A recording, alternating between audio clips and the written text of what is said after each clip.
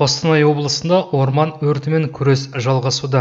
Тілсіз жауды тоқтату үшін күрес үзіліссіз жүруде.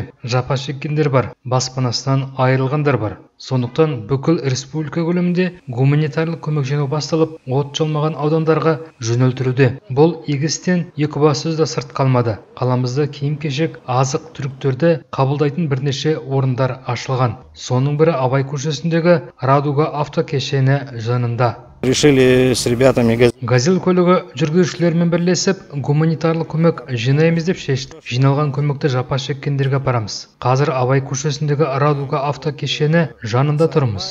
Әзірге 3 машина жинаймыз деп жоспарлаудамыз. Барлығы көмектің қалай жиналатынына байланысты. Александр өрт шалған өлкедегі жағдайды жаңалықтардан ғана білмейді. Өйткені оның туыстары да тілсіз жау салдарынан жапа шеккен. Сондықтан жалпы жапа шеккендерге көмек беру мақсатында осындай шараны қолға алды. Люди спрашивают.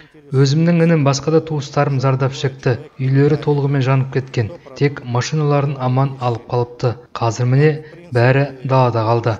Бұл жерде көмек жинау қас қарайғанша жүрмек және қажет болса ертең де жалғасады. Содан кейін Александр өзінің жолдастарымен Қостанай облысына өрттен жапа шеккендерге киім-кешек пен азық-түлікті жеткізу үшін жолға шығады.